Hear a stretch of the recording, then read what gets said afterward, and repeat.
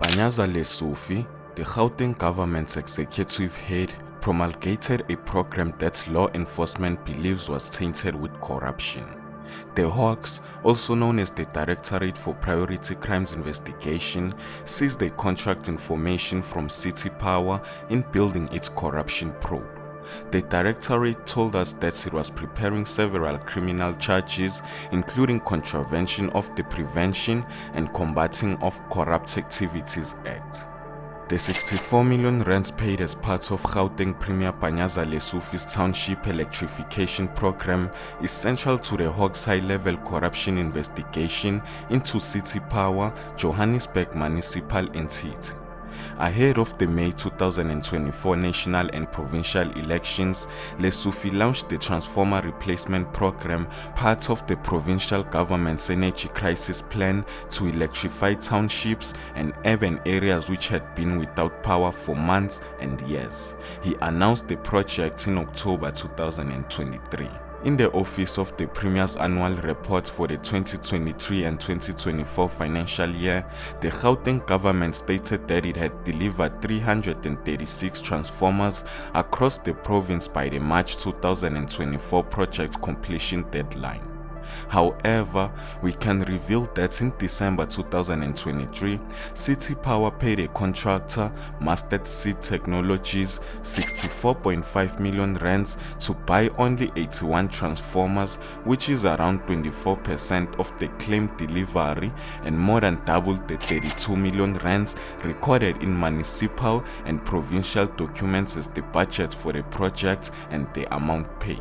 The payments to Mustard Seed Technologies, including the tender documents, among other documentary evidence, formed part of the information seized by the Directorate for Priority Crimes Investigation, also known as the Hawks, during its raid on City Power on the 25th of September.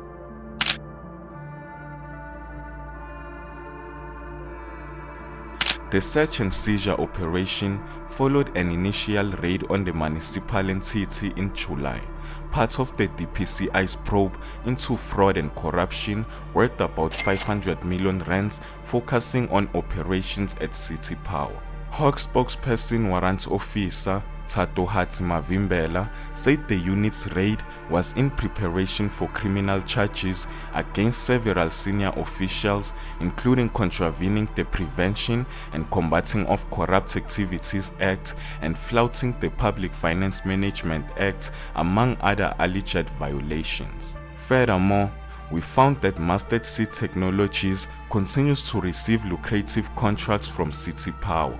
More than 62 million rands was paid to it in the first 3 months of 2025 for the refurbishment of 3 substations that have experienced multiple infrastructure failures since April, resulting in weeks-long blackouts in more than a dozen suburbs and Johannesburg CBD.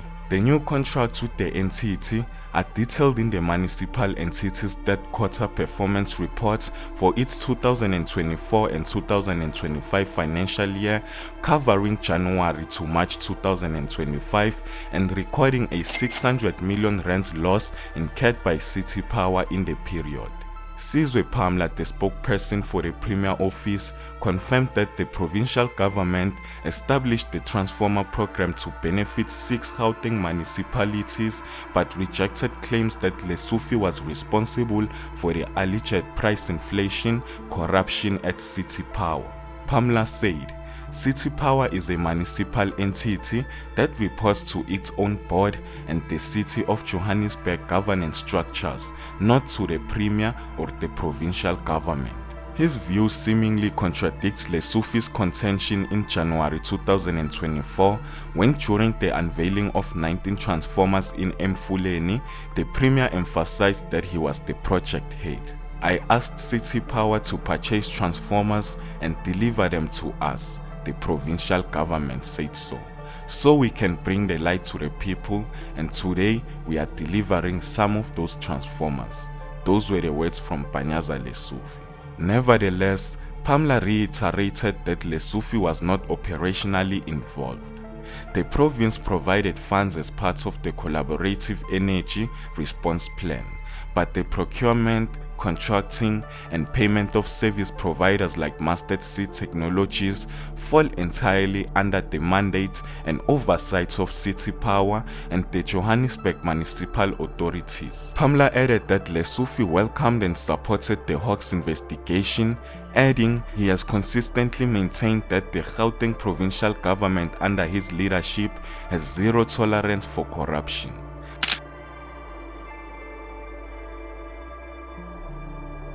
Analysis of the transformer contract details revealed that City Power paid more than 64.4 million rands to Mustard Seed Technologies.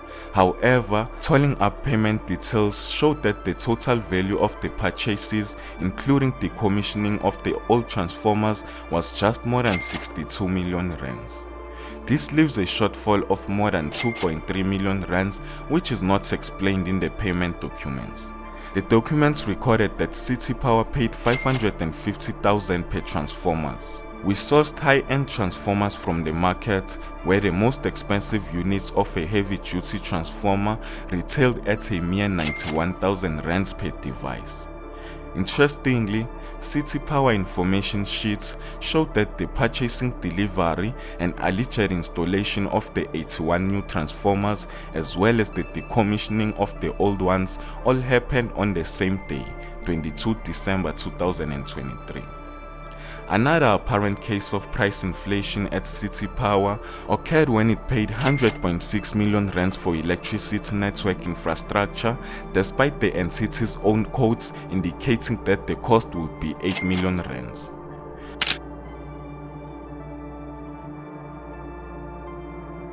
In February, Mustard Seed Technologies received a 38.4 million rands contract to upgrade City Power's Selby substations.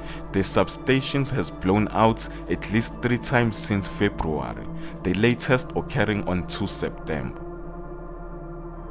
In March, the contractor was paid 24.1 million rands to refurbish the Durban Street Central and Belouf substations, which have all failed several times since then, the last being central outage on 5 September. This brings Mustard Seed Technologies' contract value to 64.5 million rands in the year's first 3 months. The company's sole director, Adelia Fani, disputed that her company had done any work for City Power in the Gauteng townships where the transformer project was implemented.